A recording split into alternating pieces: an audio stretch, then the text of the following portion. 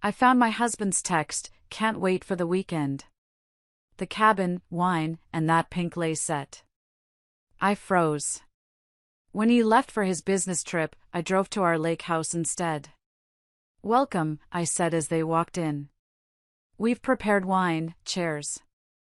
And the revenge begins." Hello everyone. Thank you for being here with me today. Before I begin my story, I'd love to know which city you're joining us from. Please feel free to share in the comments. Now, let me take you into this story. My name is Audrey. I'm 38 years old, and for most of my adult life, I thought I had it all figured out. By day, I was the chief financial officer of a major architectural firm in Seattle. It was a demanding job, full of long hours and high stakes, but I was good at it.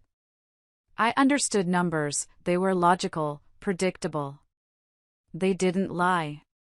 My salary was more than comfortable, and I took a quiet pride in knowing that the life Preston and I lived, the beautiful house, the nice cars, the vacations, was built primarily on the back of my hard work. This life was centered around my husband, Preston. We were college sweethearts. I still remember the day I met him, at a crowded university football game. He had this easy smile that made his eyes crinkle at the corners, and a laugh that could make you forget all your worries. He was magnetic.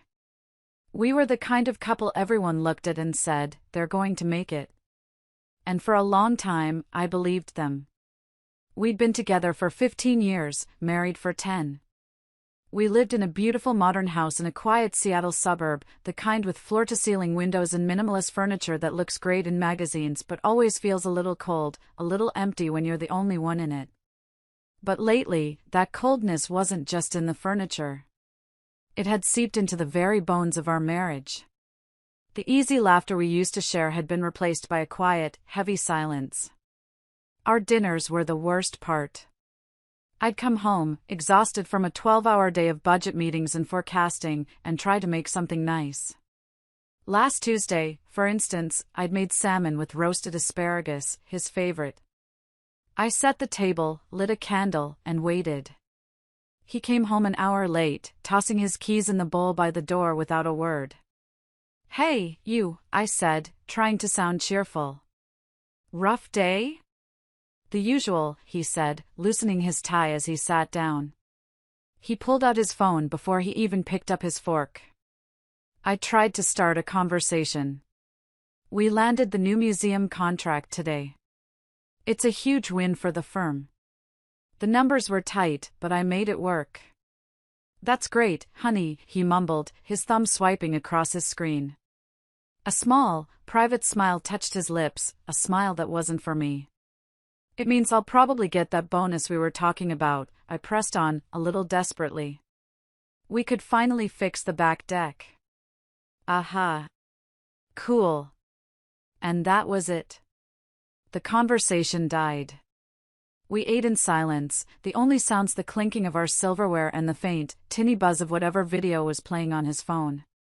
It felt like I was having dinner with a polite and handsome stranger who just happened to sleep in my bed. I tried to tell myself it was normal. Couples who've been together this long fall into routines, right? The initial spark fades, and you're left with a comfortable, familiar companionship. But this didn't feel comfortable. It felt profoundly lonely. The business trips started about a year ago. At first, they were occasional. Last-minute trip to Portland, have to close a deal, he'd announce, already packing a bag. I'd wish him luck, kiss him goodbye, and feel a pang of pride for my ambitious husband. But then they became more frequent. Almost every other weekend was a client seminar, a team-building retreat, or a conference. The excuses were always plausible, always just reasonable enough to make me feel like a paranoid, nagging wife for even questioning them. So I'd spend my weekends alone in our big, silent house, wandering from room to room, the silence pressing in on me. I'd tell myself not to be foolish. He was just working hard. But the little things, the tiny inconsistencies, kept piling up like stones in my pocket, weighing me down. He started taking his phone into the shower, placing it on the little tiled shelf, something he'd never done in all our years together. He changed the password on his laptop. When I asked him for it one day to look up a recipe, he hesitated.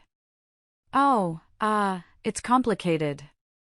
I'll just type it in for you." And his eyes, the way he looked at me had changed. It was no longer with the warmth and affection I'd built my life around. Now, he'd glance past me, his focus a million miles away, like I was part of the furniture he'd long since grown tired of looking at. I felt invisible.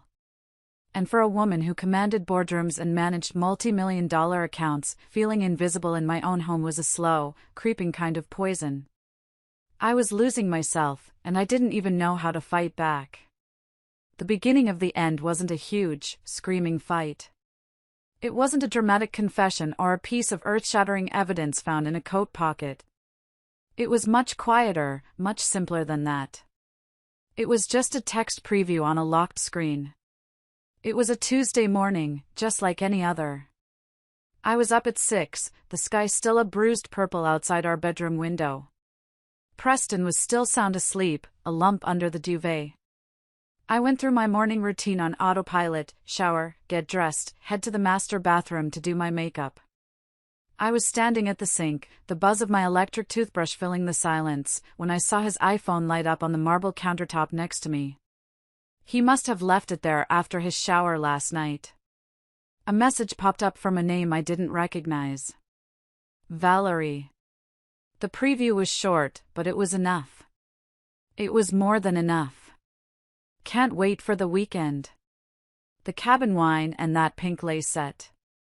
I'm counting the hours. I froze. The toothbrush stilled in my hand, the buzzing stopped, and the silence in the room was suddenly deafening. Foam dissolved in my mouth, tasting bitter. My bare feet, which had been comfortable on the heated tile floor just a second before, were suddenly ice-cold. It felt like the blood had drained out of my entire body. Behind the frosted glass door of the shower, I could hear the water running. I could hear Preston humming softly to himself, some tune from the radio. He was getting ready for his day, getting ready to lie to my face about a client seminar, like it was just another Tuesday. And in that moment, the world didn't just tilt. It shattered. It wasn't shock I felt. Not really. I think a part of me had known, had been waiting for this. It was confirmation. A cold, hard, sickening confirmation of every doubt, every whisper of paranoia I'd been trying to silence for months. The late-night business trips. The guarded phone. The distant eyes. It all clicked into place, forming a picture so ugly and clear it took my breath away. The cabin was our lake house, my sanctuary. The wine was the expensive kind he knew I loved. And the pink lace set. I didn't even want to think about that. I stood there, toothbrush clutched in my hand like a weapon, staring at the screen as it faded to black. I didn't need to unlock the phone. I didn't need to see any more. The damage was done. In that single sentence, I saw it all: the intimacy, the shared secrets, the future they were planning while I was busy running our household and managing the investments that paid for it all. I spat the toothpaste into the sink and rinsed my mouth, my movements stiff and robotic. I stared at my reflection in the mirror. My face was pale, my eyes wide with a pain so deep it felt ancient. I had to compose myself. I couldn't let him see. I washed my face with cold water, dried my hands, and did my makeup just like I always did. The familiar routine was a lifeline. Foundation, mascara, a touch of blush. A mask. My hands didn't even tremble. Instead, a strange, terrifying emptiness settled over me, as if I had just stepped out of my own life and was watching a movie about some other poor woman. When I walked out of the bathroom, Preston was standing in front of the bedroom mirror, tying his tie. He glanced at me in the reflection and smiled, that same easy, handsome smile he gave me every morning. He had no idea he was smiling at a stranger. "Big day today," he said, adjusting his collar. "Just a reminder, this weekend, I have that client seminar in Portland. I'll be home late on Sunday." The lie was so effortless, so smooth. I just nodded, my voice a flat, dead thing. Don't forget a warm coat. It gets cold there at night. He had no idea that I knew Portland was a lie. He had no idea I knew about the cabin, the wine, or the pink lace. I didn't ask a single question. I didn't want to interrupt the carefully scripted performance he'd put so much effort into. Because in my mind, a new script, my script, had already begun to take shape. And I wouldn't say a single word until the final act. That night, sleep was out of the question. I lay in our king-sized bed, feigning sleep, feeling the space between me and Preston stretch into a vast, icy canyon. Every time he shifted or sighed in his sleep, my entire body went rigid. He came to bed late, smelling of whiskey and his expensive shampoo, and was snoring softly within minutes. He always slept like a rock, especially after his Thursday night tennis game. I knew his routines as well as I knew my own financial models. I also knew that his right index finger was the key to unlocking his entire secret world. I waited. The minutes crawled by. The digital clock on the nightstand glowed in the dark, 1:45 a.m. 2:03 a.m. 2:17 a.m. The house was completely still, wrapped in the kind of deep silence that only happens in the dead of night. Moving with a slowness I didn't know I possessed, I slipped out of bed. The floorboards didn't make a sound. The air was cold on my bare arms. I picked up his phone from the nightstand. It felt heavy in my hand, heavy with secrets. I stood over him, my heart hammering against my ribs so hard I was sure he would hear it. He was on his back, his mouth slightly open, a picture of innocence. A bitter, hot bile rose in my throat. This felt like a monumental betrayal of privacy, but then I remembered the text message, the casual cruelty of it, and the feeling vanished, replaced by cold resolve. Trust? He had burned that bridge and danced on the ashes. I gently took his right hand. It was warm and limp with sleep. I held my breath, my own hand trembling slightly as I guided his index finger towards the home button on the phone. I pressed it down. Click. The screen lit up, blinding me for a second in the dark room. A chill crept down my spine, cold and sharp. My mission was simple: find out who she was, and who he was. The message about the pink lace set was just the tip of the iceberg. What I found was an entire secret life, a meticulously constructed world of lies he'd been living for what looked like at least 7 months. I scrolled through their messages, my stomach churning with a mixture of disgust and a strange, detached sense of purpose. I saw their pet names for each other. I saw the inside jokes that I wasn't a part of. I saw the pictures they exchanged, him, smiling at a bar I didn't recognize, her, a selfie in a car, her hair blowing in the wind. She was pretty, in a generic sort of way. Her name was Valery. Valery Donovan. A little digging in their messages revealed she was a sales rep for a medical device company, 35 years old, living in Tacoma. She wasn't some naive 20-something intern. She was a grown woman, a professional. And, as I soon discovered with a sickening lurch in my stomach, she was also married. I felt a new wave of nausea. This wasn't just a simple affair, it was a tangled web of deceit involving 4 people. I kept scrolling back, weeks, then months. I saw them planning their trysts at our cabin, the lake house that I had put the down payment on with my first big bonus, the house whose mortgage payments came directly from my salary. They talked about everything: work frustrations, complaining about their spouses in coded language, their favorite wines. They had a whole life together, a life built in the shadows of the ones they were supposed to be living with us. Then I found it. A message from a few months back. Tyler will be in San Jose all week. The cabin's all ours. Tyler.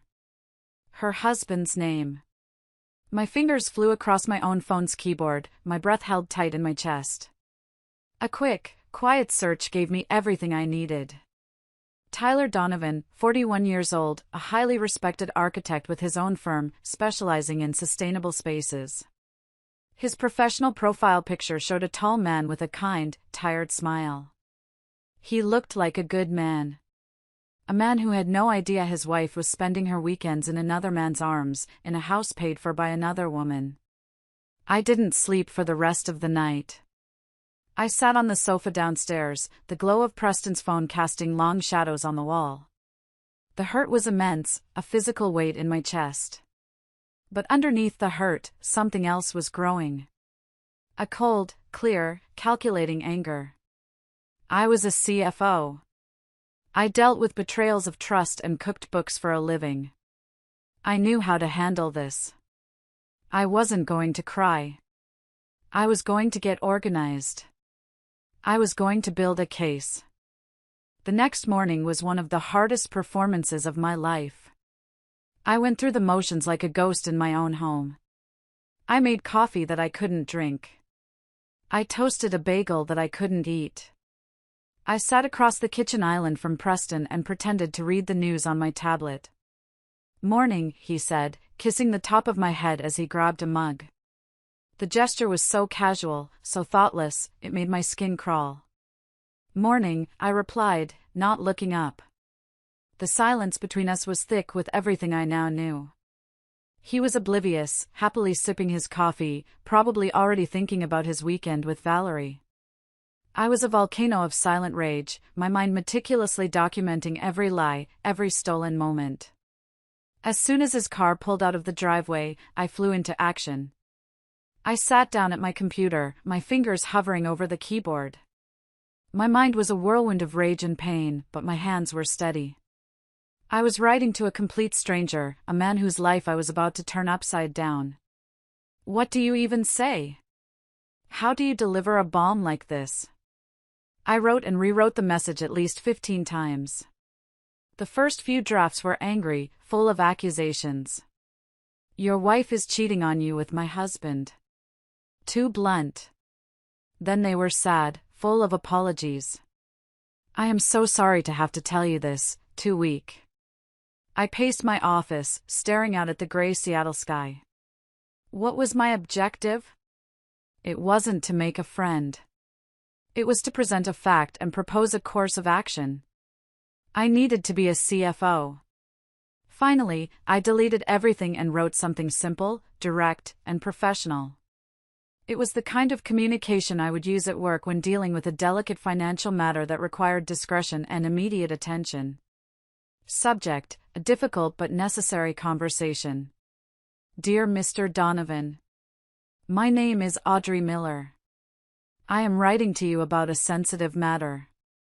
I have reason to believe that my husband, Preston Miller, and your wife, Valery Donovan, are having an affair.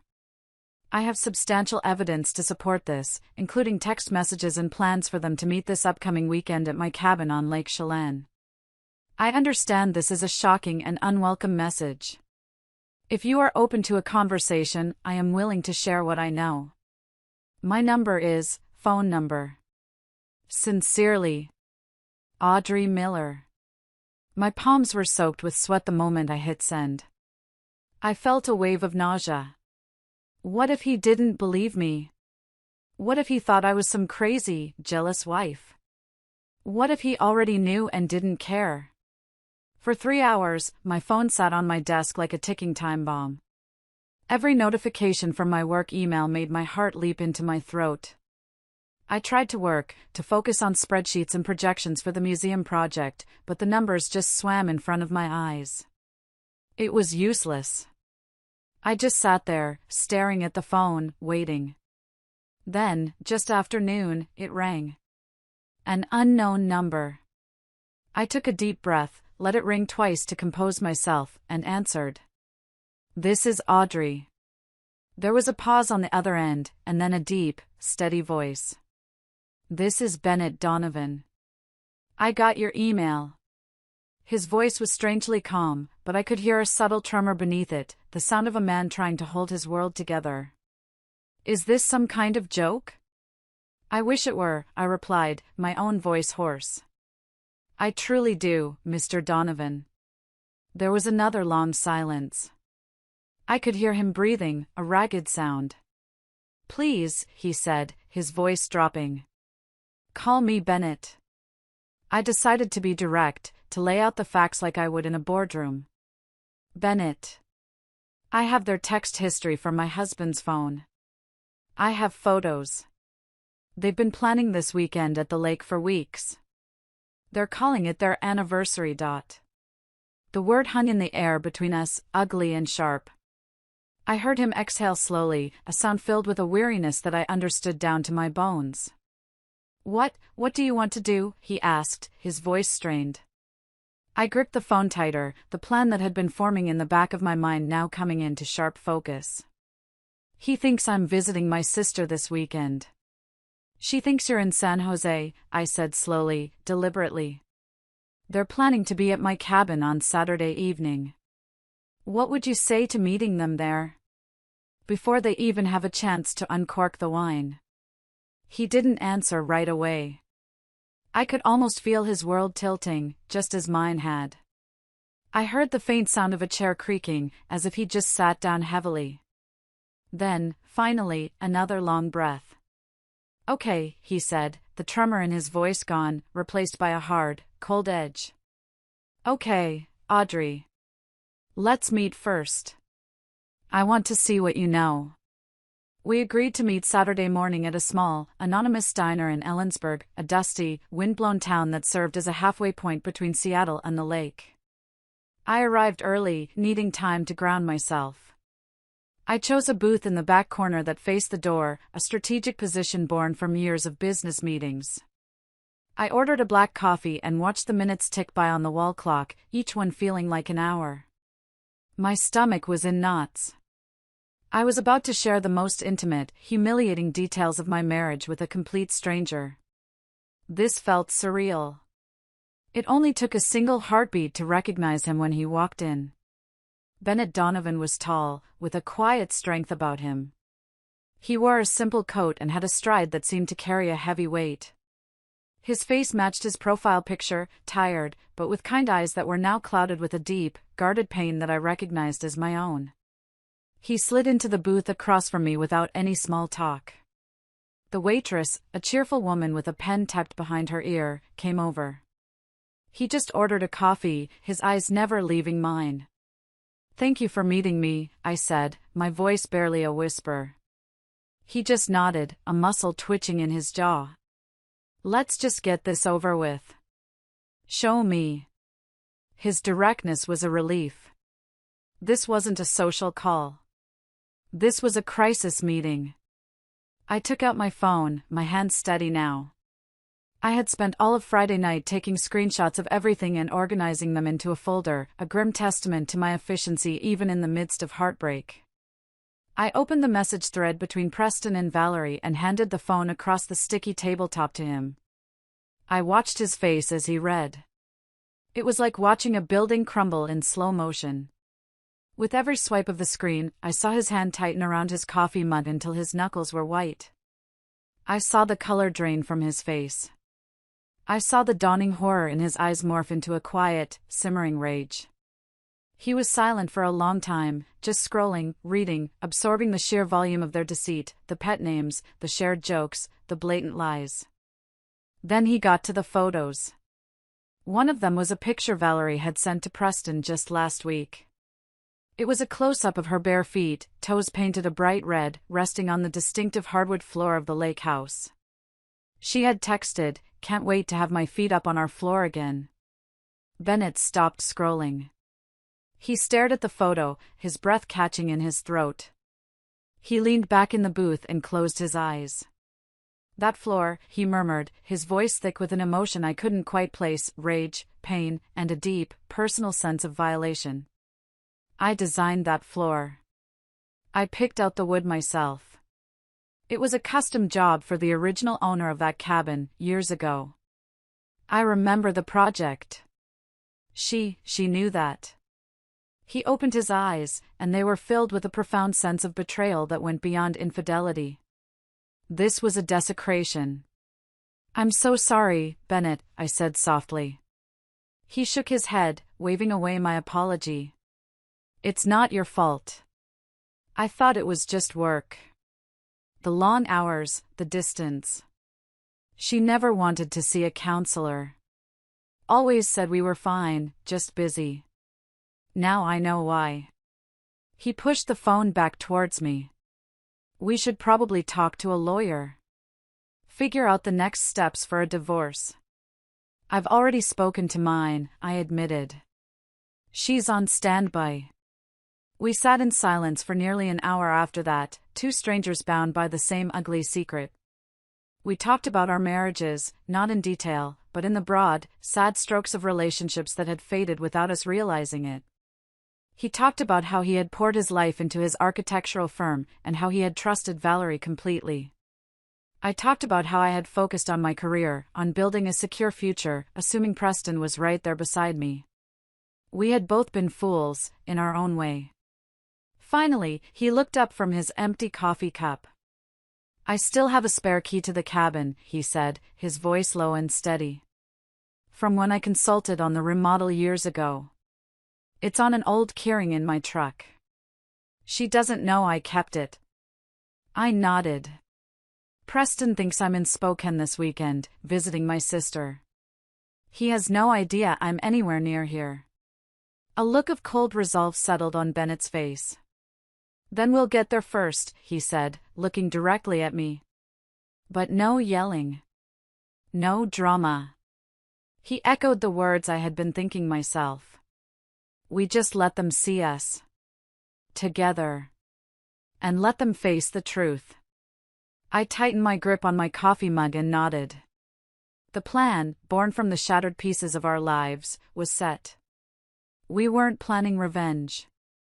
We were staging a reckoning. We agreed to meet at the cabin on Saturday afternoon. I spent the morning driving aimlessly through the gray, misty landscape of eastern Washington, my mind a blank. The pain was still there, a dull, constant ache in my chest, but it was overshadowed by a strange sense of purpose. I felt like I was an actress about to go on stage for the most important performance of my life. When I pulled up the long gravel driveway to the A-frame cabin nestled among the pine trees, Bennett's silver truck was already there. The air was cold and crisp, smelling of pine and damp earth.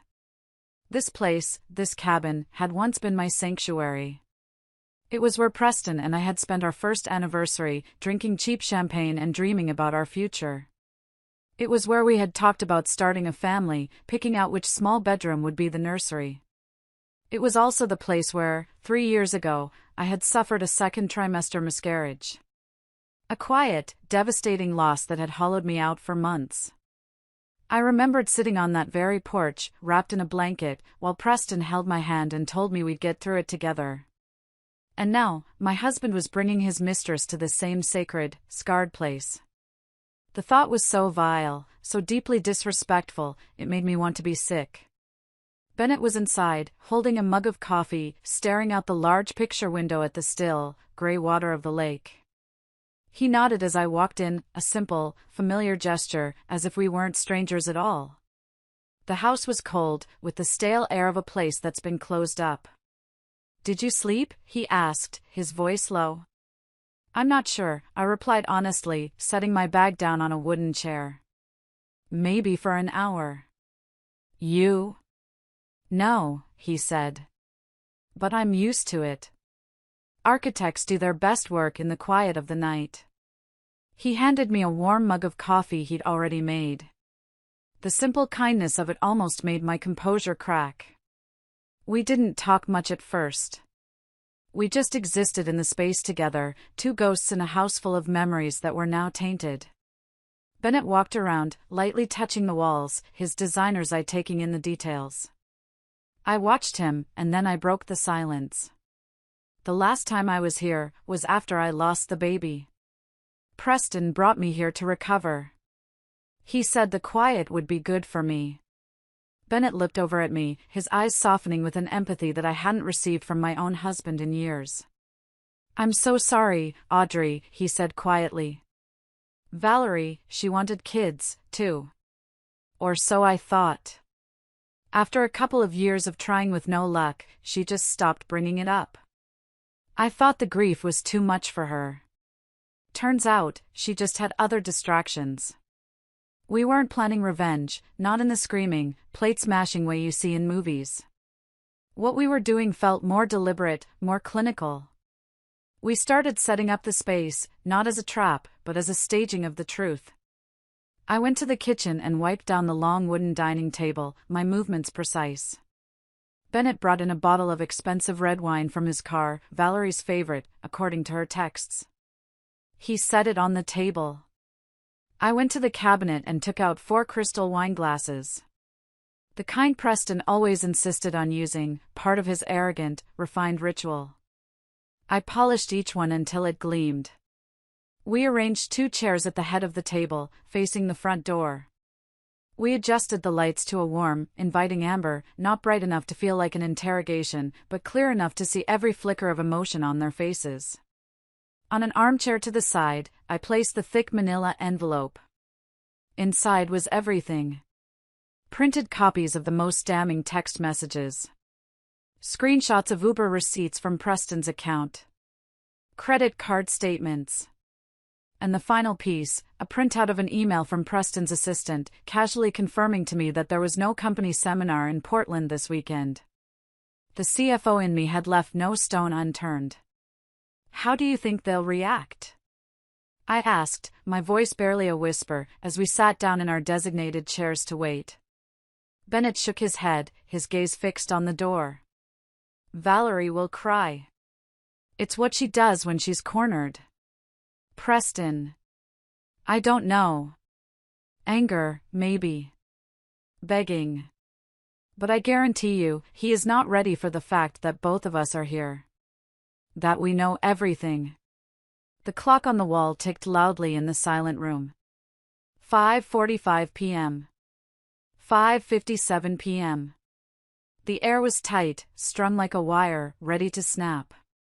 My hands were cold, but my heart was steady. The wait was almost over. We heard it before we saw it. The distant crunch of tires on the gravel driveway, growing steadily louder. My heart leaped into my throat, a frantic bird beating against my ribs. Bennett looked at me from his chair across the table, a silent question in his eyes. Are you ready? I just nodded, my jaw set so tight it ached. This was it. A black SUV, Preston's car, pulled up to the steps. Through the large picture window, we watched as he stepped out first, looking handsome and carefree in a leather jacket. He opened the passenger door with a flourish, and Valerie stepped out. She was laughing at something he said, a bright, tinkling sound that made my stomach turn. He was holding a suitcase and a fancy gift bag. She was carrying a bouquet of pale pink tulips. They looked for all the world like a happy couple arriving for a romantic honeymoon retreat. The sight of it, the sheer, breathtaking audacity of bringing her here, to this place, sent a wave of hot, white anger through me that burned away the last of my fear. The key turned in the lock. The door swung open. Valerie entered first, her smile radiant. Oh, Preston, it's even more beautiful than I remember, she started to say, and then she saw us. She saw Bennett, sitting straight-backed and silent. She saw me, perched on the edge of my chair, my expression unreadable. Her smile didn't just fade, it froze, shattered on her face. Her breath hitched. Preston, not looking, bumped into her from behind. What's the hold-up, beautiful? Let's get this weekend star, he said, and then he looked up, following her horrified gaze. His eyes met mine. In that single, silent, terrible moment, his entire world, the carefully constructed world of lies and deceit, collapsed around him. He dropped the gift bag. A bottle of expensive champagne rolled out, hit the hardwood floor, and shattered with a loud, explosive pop. The smell of expensive champagne and shattered illusions filled the room, sharp and cloying. Valerie's mouth fell open in a silent "oh." The pink tulips slipped from her trembling hands, the petals scattering across the floor like a visual metaphor for what had just happened. An illusion, blown apart. The silence that followed was absolute, broken only by the fizzing of the spilled champagne on the floorboards that Bennett had designed. Preston stood frozen, his face a mask of disbelief and horror. Valerie took half a step back, her eyes darting from me to Bennett, looking for an escape that wasn't there. I was the one who broke the silence. I didn't shout. I didn't cry. I kept my voice light, almost conversational, which I knew would be more terrifying than screaming ever could be. "Welcome," I said, a small, cold smile playing on my lips. "You're just in time. We've prepared wine, chairs, and the truth." Preston stared at me, his mouth opening and closing like a fish, but no words came out. His carefully crafted performance was over, the curtain had been ripped away, and he was standing exposed on a stage he didn't even know had been set. The trap hadn't been sprung with a loud noise, but with a quiet, inescapable reality. We were here. We knew. And there was nowhere left to run. For a few seconds that stretched into an eternity, no one moved. It was like a tableau of betrayal, frozen in the warm amber light we had so carefully arranged. Then, Preston finally found his voice, and it was the weakest, most pathetic sound I had ever heard from him. "Audrey. Bennett, this isn't what you think." It was such a tired, insulting cliché that a harsh, humorless laugh escaped my lips. "Isn't it, Preston?" I tilted my head, keeping my voice as calm and sharp as a shard of glass. "Then what, exactly, am I supposed to think?" "I'm a CFO. I deal in facts and figures, so let's stick to those. Fact, I saw the texts planning this weekend. Fact, I know about the pink lace set. Fact, I have Uber receipts showing your late-night trips to her neighborhood at 2 in the morning. Are those facts not what I think they are?" He flinched at each point, each piece of data I laid out like a prosecutor in a courtroom. He had nothing. No rebuttal. No defense. Then Bennett stood up, and his tall frame seemed to fill the entire room. He wasn't yelling. His voice was steely, controlled, which was far more intimidating. "And what about me, Valery? You said you were at a sales conference in Idaho. You sent me a picture of a PowerPoint slide. You even texted me good night, miss you an hour ago before turning off your phone. Was I imagining all of that, too?" Valery finally broke, covering her face with her hands, her shoulders shaking with ugly, gasping sobs. "Bennett, please don't." "Don't what?" He cut her off, his voice sharp and unforgiving. "Don't stand here in the house I helped design and watch my wife walk in with another man? Don't face the truth? Don't you dare ask me not to do this. You gave up the right to ask me for anything the second you started lying." I stood up and walked over to the armchair. I picked up the thick manila envelope and placed it on the dining table with a soft, definitive thud. "I didn't come here empty-handed," I said, my eyes locked on Preston. "I spent the last 48 hours doing what I do best, due diligence. Inside this envelope is your entire secret life, Preston. Phone records. Credit card statements detailing every hotel, every dinner you lied about. And my personal favorite, a sworn affidavit from a private investigator I hired 2 months ago, complete with photos, confirming your whereabouts. I needed to be sure before I blew up my life. And you were so careful. I had to be more careful." Preston's face, which had been pale, now turned a blotchy red. He snatched the envelope, ripped it open, and flipped through a few pages. His eyes, bloodshot with panic, scanned the damning evidence. The meticulous records. The dates that lined up perfectly with his business trips. He threw the papers down on the table as if they were on fire. "You were spying on me?" he hissed, finally finding a spark of anger. "I was performing a financial audit on my marriage," I corrected him calmly. "And the numbers didn't add up. Speaking of which, let's talk about finances, shall we? I find that money clarifies things beautifully." I turned my gaze to Valery, whose face was streaked with tears. "Valery, did Preston ever tell you why we keep our finances separate? Did he ever mention the $42,000 in gambling debt he racked up back in 2015? The debt his parents had to quietly pay off from their retirement fund to save his career? The secret that impacted our ability to get a decent mortgage until my own salary could carry the application?" Valery stared at Preston, her mouth agape in genuine shock. "You never told me that." Because it has nothing to do with this. Preston snapped, cornered and flailing. Oh, it has everything to do with this, I said, my voice dropping, each word a carefully placed stone. You told her I was cold, that I was too focused on my work. But you forgot to mention that my work, my promotion, and my substantial salary are what pay the mortgage on this cabin. My money pays for this playground of yours, Preston. Every single month. While you've been lying about client dinners and secretly playing high-stakes poker with your old friends in Tacoma. Preston lowered his head, finally silent. The architect of lies had run out of blueprints. He had been exposed, not just as a cheater, but as a leech and a fool. The room fell into a heavy, suffocating silence. The only sound was Valery's ragged breathing.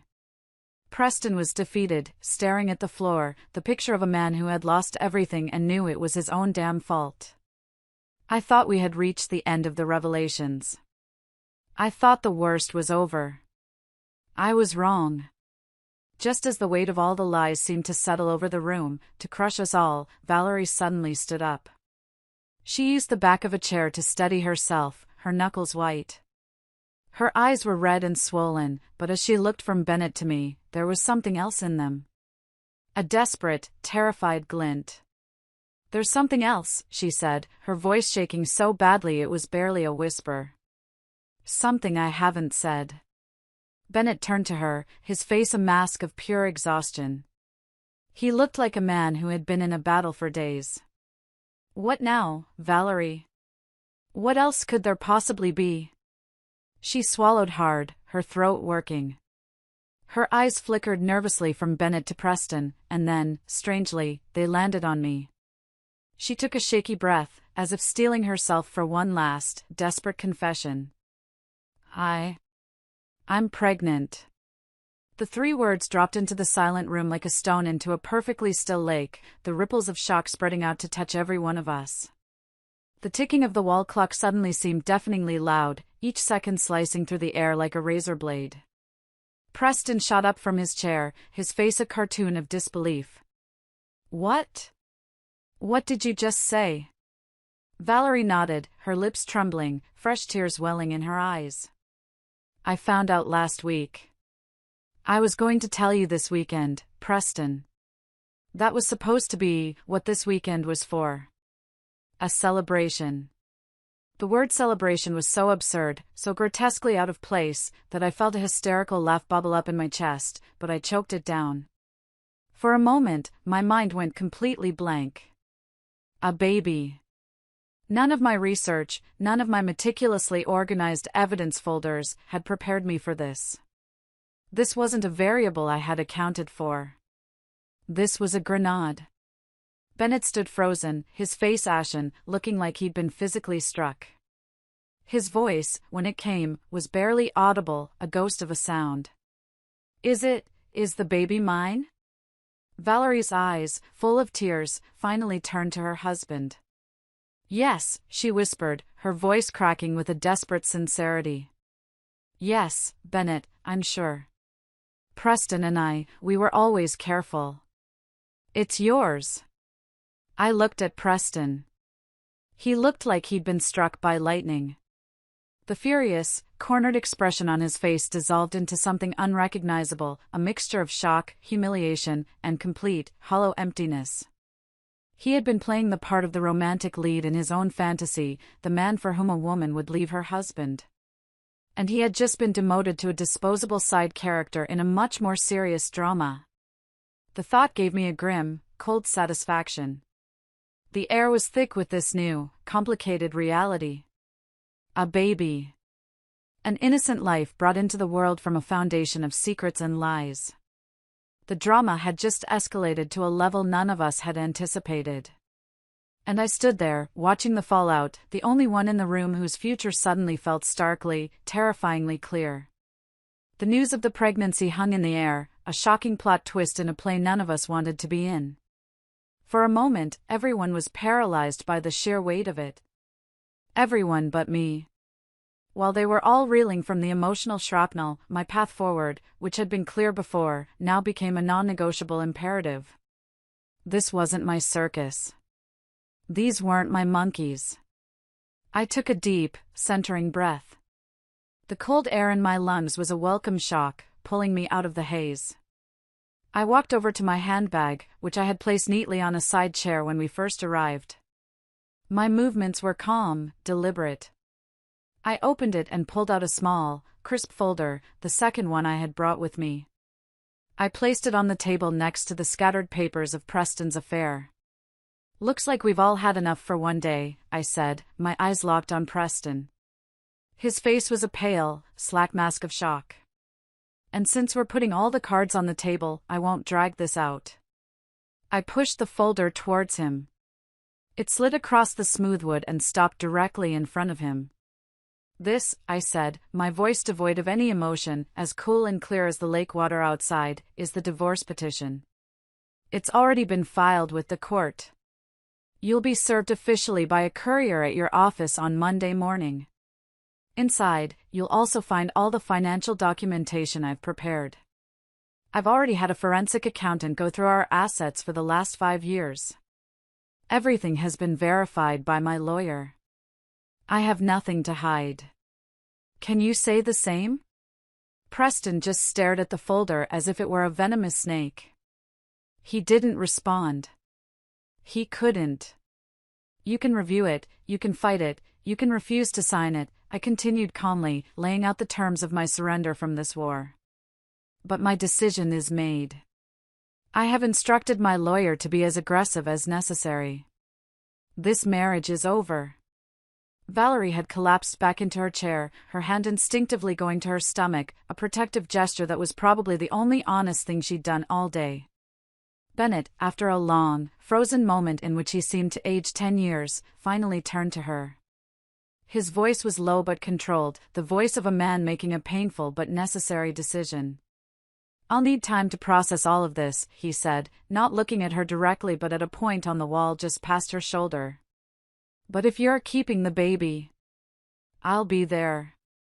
The child isn't at fault here. We'll have to discuss custody, and we will both need a good lawyer." Valerie nodded, choking back fresh tears. "I know. Thank you for still being able to say that." I looked at Preston, who finally raised his head.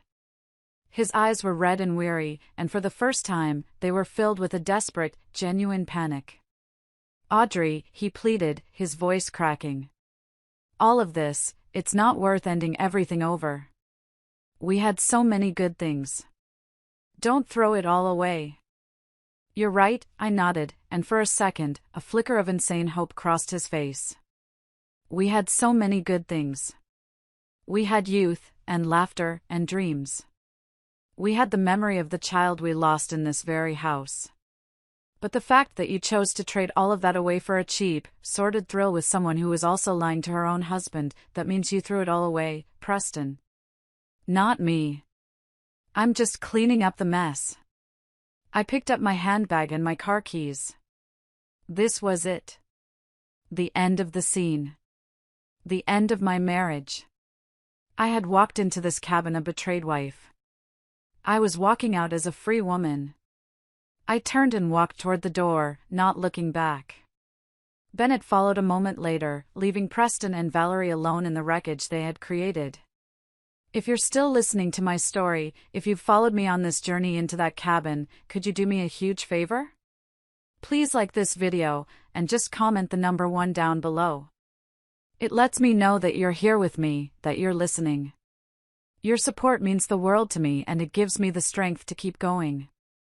Just comment the number 1, and let me tell you what happened next.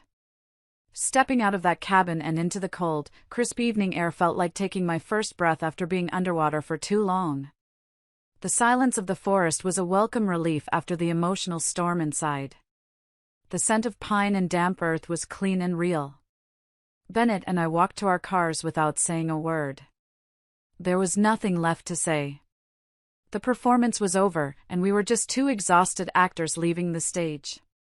He opened my car door for me, a small, old-fashioned gesture of courtesy that felt strangely comforting in the midst of all the ugliness.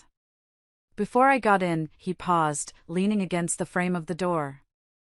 "Are you going to be okay to drive?" he asked, his voice rough with exhaustion. I nodded, looking out at the dark silhouette of the trees against the twilight sky. "I'm better than okay, Bennett. I'm free." He managed a small, tired smile that didn't quite reach his eyes. He looked utterly broken, but there was a strength in him, too. He got into his own truck, but before starting the engine, he rolled down his window. "I don't know about you," he said, his voice hesitant, "but I haven't eaten all day. My stomach feels like one big knot. I know a little diner in Chelan that stays open late. Nothing fancy, but their chicken soup is decent. And their coffee is strong." To my own surprise, I laughed. It wasn't a happy laugh, but it was real. A genuine, hoarse, unexpected sound that started deep in my chest. It felt foreign, but wonderful. "Yeah," I said, my voice lighter than it had been in years. "Let's eat. I'm starving." We sat side by side in a worn vinyl booth at the diner, the kind of place with checkered floors and a jukebox in the corner. The warm yellow light cast a gentle glow over the table. The place smelled of coffee and fried onions, a comforting, normal smell that was a world away from the tension and expensive perfume of the cabin. We didn't talk about what had just happened. We didn't analyze it, didn't rehash the betrayals. It was as if we had both silently agreed to leave it behind us, locked in that house on the lake. We were both too raw, too tired. Instead, we talked about quieter things. He told me he'd once considered quitting architecture to go to pastry school in Paris. He described in detail the perfect croissant, and for 5 minutes, I was completely lost in his story. I told him I had a half-finished manuscript for a novel tucked away in a drawer, a story about a female detective in the 1940s. It was a dream I'd let go of after Preston had once casually called it unrealistic during a dinner party. "A novel? Honey, who has time for that?" he'd said with a laugh. Hearing myself say it out loud to Bennett, I realized how cruel and belittling that comment had been. We were two strangers, really. Thrown together by the worst circumstances imaginable. But that night, we were the only two people on the planet who understood exactly what the other was going through. We didn't become lovers. There wasn't a spark of romance. We didn't even become close friends, not in the traditional sense. But in that diner, over bowls of hot soup and mugs of black coffee, we became something just as important. We were allies. Survivors of the same shipwreck, washed up on the same deserted shore. After dinner, we said goodbye in the chilly parking lot with a simple handshake and a quiet nod. "Take care of yourself, Audrey," he said, his eyes full of a sad, knowing understanding. "You too, Bennett." As I drove away, back towards my old life in Seattle that I now knew I would be dismantling piece by piece, I didn't feel sad. I didn't feel angry. I just felt quiet. And for the first time in a very long time, I felt hopeful. I had walked through the fire, and I had come out the other side. The road ahead was uncertain, but for the first time, it felt like it was mine to choose. The 6 months that followed were a blur of lawyers, paperwork, and the emotionally draining task of packing up a decade of my life into cardboard boxes. The divorce, as it turned out, was surprisingly swift and clean. My meticulous preparation had paid off. When Preston's lawyer saw the mountain of evidence I had, the private investigator's report, the financial statements, the proof of his gambling debts, there wasn't much to fight about. He knew a drawn-out court battle would only expose more of Preston's dirty laundry. He signed the papers. I got the house, the majority of our joint assets, and a one-time buyout for his share of the lake cabin, which I immediately put on the market. I didn't need a place filled with ghosts. The last I heard, Preston had taken a significant pay cut to move to a different division in his company, a lateral move that was essentially a demotion. News like that has a way of getting out. His affair had cost him more than just his marriage, it had cost him his career trajectory. I sold the big, cold, modern house in Seattle and all the minimalist furniture that came with it. The closing day felt like a weight being lifted off my shoulders. I used the money to buy a small, charming cottage by the sea in Port Townsend. It was a quiet little town, a world away from the hustle of the city, with salty air and the sound of foghorns in the distance. I also quit my high-pressure CFO job. The stress, the long hours. I realized I had been using it as an escape from my unhappy marriage. Now that the marriage was gone, I didn't need the escape anymore. I started my own freelance financial consulting business, working from a small office that looked out over the water. My clients were mostly small business owners and women like me, women starting over. My salary was smaller, but my life was infinitely richer. One day, about 5 months after that awful night at the cabin, I got a text from Bennett. It was a photo. A tiny baby's hand, with perfect little fingernails, wrapped around a woman's finger. The caption read, "Nora's here.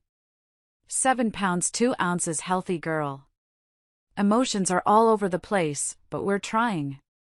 I smiled, a real, genuine smile. I didn't know if he and Valerie were back together as a couple, or if they were just trying to navigate the complicated waters of co-parenting. It didn't matter. It was clear they were learning how to be honest with themselves and each other, even if it was late in the game. I texted him back, "She's beautiful, Bennett. Congratulations. You'll be a great dad.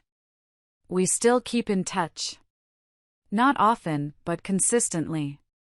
A text on Thanksgiving. A random message, "Saw a little French-style cabin in Oregon, made me think of you."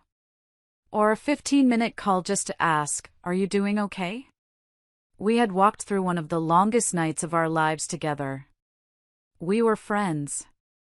The kind of friends that don't need labels or constant communication, just the quiet understanding that the other person is out there, surviving too.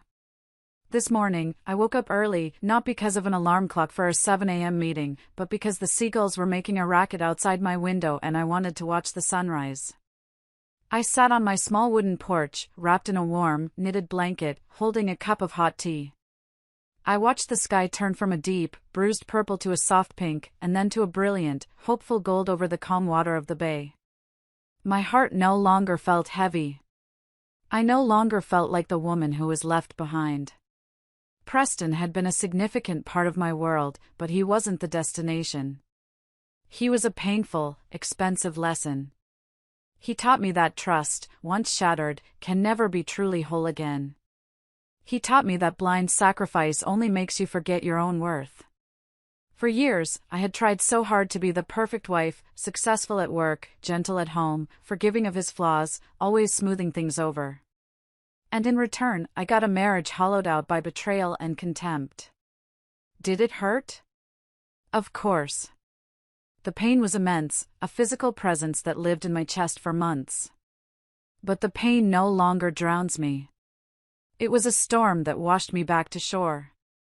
It brought me here, to this little house by the sea, to this quiet, peaceful life that is entirely, blessedly my own. I saw Preston one last time, a few months ago, at a financial charity event in Seattle I'd agreed to attend. He stood across the crowded room, holding a glass of wine, watching me. He looked different, thinner, quieter, with a sadness in his eyes I'd never seen before. He approached me hesitantly as I was leaving. "Audrey," he said softly. "You look well." "Happy." "I am well, Preston," I replied, and I was surprised by how much I meant it. There was no anger left, just a kind of pity. I wanted to say I'm sorry, he said, looking down at his expensive shoes. "For everything." I smiled, a real, genuine smile that reached my eyes. "I know. But you don't have to say it anymore. That's the past. That belongs to a different woman. And I've chosen to live in the present." He just nodded and stepped back, letting me pass. And for the first time, I saw him not as the great love of my life, or the monster who betrayed me, but just as a small, sad man who had made a series of bad choices and had lost his way. Now, my days are filled with simple things. I have pots of lavender and rosemary on my porch. I've started writing my novel again, the one about the detective. I offer financial counseling for women going through a divorce, not as a cold expert spouting numbers about college funds and assets, but as someone who has lived it. They trust me, because they know I understand the gut-wrenching fear and the dizzying freedom that comes with starting over. My story isn't a tragedy. It's a journey of rebirth. I don't regret anything. Because I've learned that some people come into our lives not to stay, but to teach us how to leave at the right time. I learned how to stand back up, to heal, and to love myself again. And that, I think, is the best kind of happily ever after.